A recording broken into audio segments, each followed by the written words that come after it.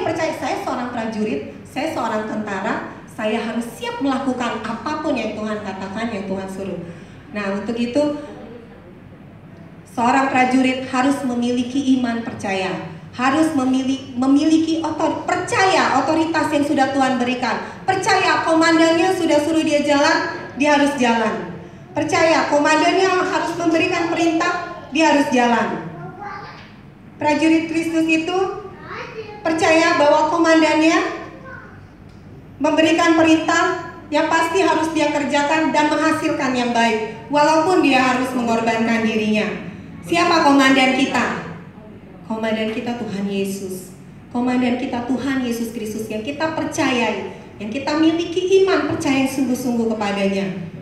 Untuk itu kita harus harus menjadi prajurit-prajurit Allah yang gagah perkasa, yang mempunyai gaya hidup berdoa, menyembah, memuji Tuhan, intim dengan Tuhan, selalu masuk dalam hadirat Tuhan. Yang kedua, di sini dikatakan prajurit itu seperti apa? Prajurit itu siap untuk hidup menderita. Kita percaya dunia ini tidak akan semakin baik. Dunia ini semakin gelap. Kita tahu ekonomi sekarang susah. Kita tahu banyak kesusahan.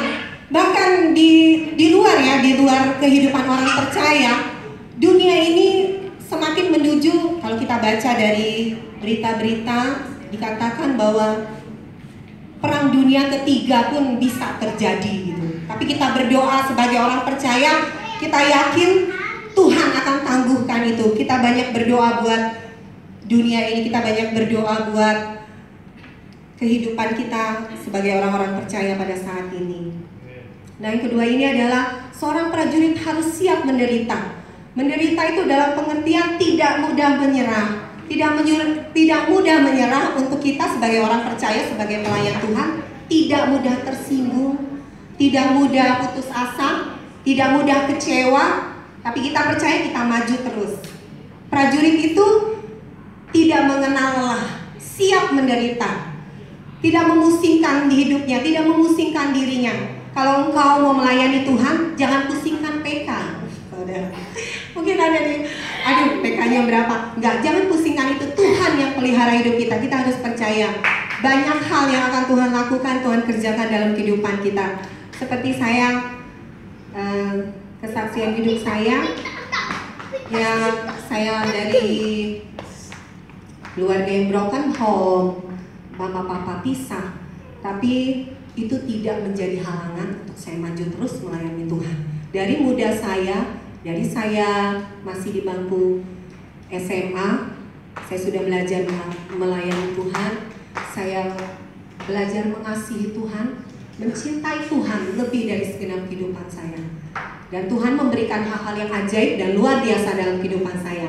Ya, prajurit itu pantang menyerah. Firman Tuhan ini juga buat saya, saudara, supaya saya maju terus menjadi prajurit Kristus, menjadi orang yang Tuhan berikan kepercayaan, siap pada komandan kita, Tuhan Yesus Kristus. Lalu yang kedua di sini saya ambil dari seorang olahragawan. Di sini seorang atlet.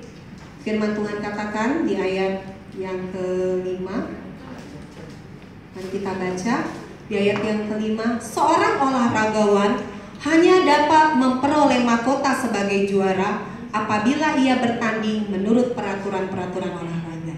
Saudara tahu seorang atlet ya, atlet atau olahragawan, nggak mungkin dong dia nggak pernah melatih dirinya gitu.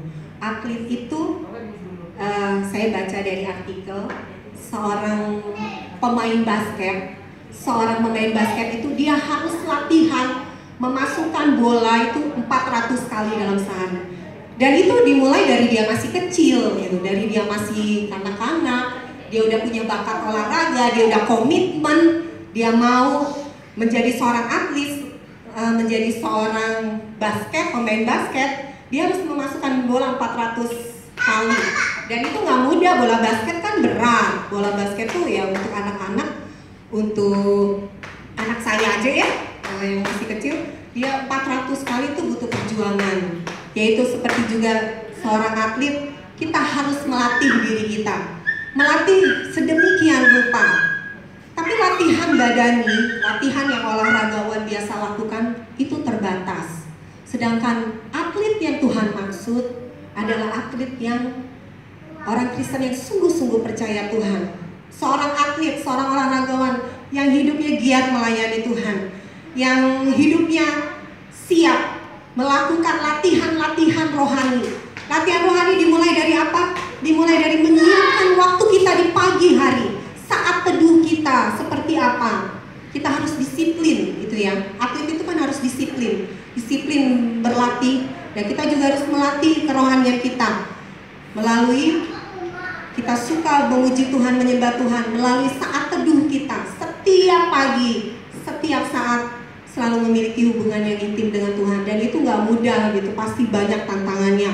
Apalagi buat saya ibu-ibu ya, kalau udah pagi hari, udah waktunya anak-anak berangkat ke sekolah, itu saya harus cepat menyiapkan perlengkapan anak-anak, makanan suami, makanan anak-anak. Itu nggak mudah. Baik, kita harus bangun lebih pagi. Itu melatih rohani kita. Tapi kalau kita saat teduh, itu berbeda, gitu loh. Berbeda saudara. Rohani kita terasa gitu loh. Kita mempunyai penguasaan diri, kerohanian kita tuh lebih lagi gitu rasanya. Beda lah sama kalau kita nggak saat teduh. Nah, yang Tuhan mau, atlet Tuhan, atlet yang ini Tuhan inginkan, seorang olahragawan yang Tuhan mau di dalam kehidupan kita, yang selalu menyiapkan waktunya untuk Tuhan, yang selalu menyiapkan kehidupannya untuk diisi oleh Tuhan, memiliki hubungan dengan Tuhan.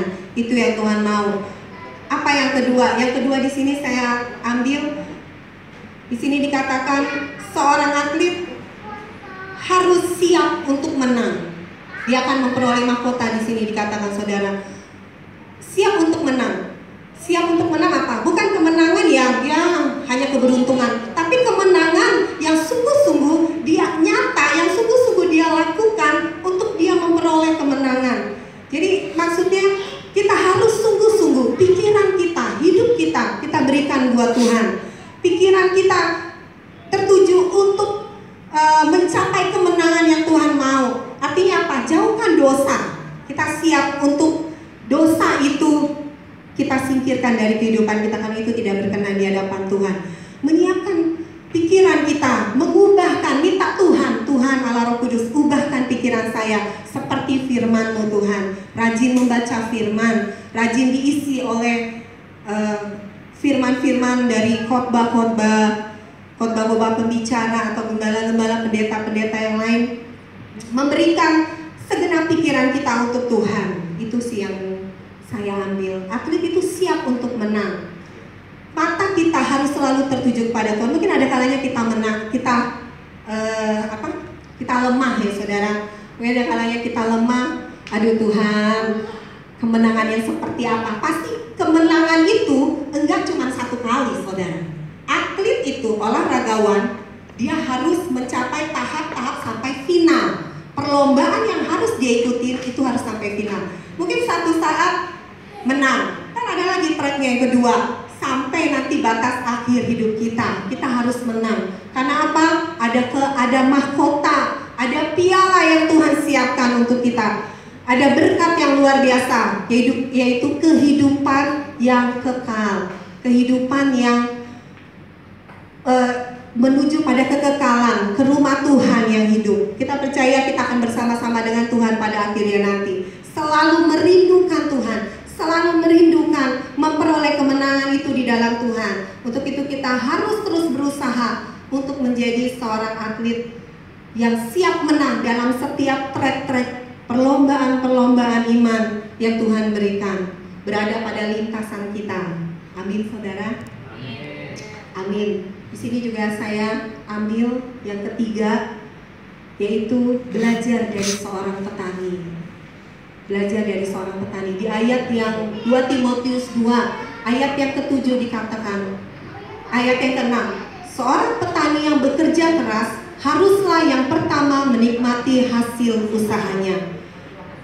Ini berarti apa? Seorang petani, kita belajar dari perumpamaan ini ya saudara ya. Seorang petani harus memiliki visi ke depan. Visi dia mau Dan mungkin kita lihat petani kan miskin, petani kan ya kehidupannya terlalu sederhana. Oh, tapi jangan diremehkan saudara. Tidak ada orang yang memiliki visi yang besar seperti seorang petani. Ada satu contoh saudara, saya sempat beberapa hari yang lalu pergi ke Jogja. Kami sekeluarga pergi ke Jogja. Di Jogja kan masih banyak pertanian ya saudara ya. Nah di sana tuh Jogja itu saya dapat kesaksian nih dari seorang hamba Tuhan di Jogja. Ada seorang petani, waktu itu sempat Jogja mengalami gempa bumi dan dari gunung berapi ya, itu habis semua ladangnya. Jadi lahar dari gunung Merapi itu habis, membuat tanamannya mati semua. Tapi setelah kesini-sininya dia melihat dari tanah itu yang tidak bisa, yang sudah mati. Dia lihat, dia punya visi ke depan. Tuhan, tanaman ini akan saya bersihkan. Dibersihkan sama dia. Tanah-tanahnya dia beri pupuk kembali, lalu dia tanami. Nggak ada orang yang seperti petani ini gitu. Petani ini punya visi ke depan, dia akan menanam banyak tanaman dan itu akan menghasilkan yang luar biasa buat kehidupannya, buat mencukupi kehidupannya. Jadi ditanami setahun, 2 tahun, nah sampai sekarang ini hasilnya berlipat kali ganda. Jadi hasil yang dia tanam, yang orang lain bilang aduh tanamannya udah mati, dia tanami kembali, sekarang dia menghasilkan, dia menjadi pengusaha petani yang kaya, yang bisa mensupport gereja Tuhan, dia anak Tuhan. Nah itulah saudara, kita harus memiliki visi ke depan. Kita harus memiliki, belajar dari seorang petani. Jangan meremehkan lahan yang akan kita tanam, tapi kita setia menanam, hasilnya akan besar. Lalu yang kedua, dari seorang petani apa yang bisa kita ambil? Seorang petani setia pada perkara yang kecil. Saudara. Terima kasih. Puji Tuhan. Ya.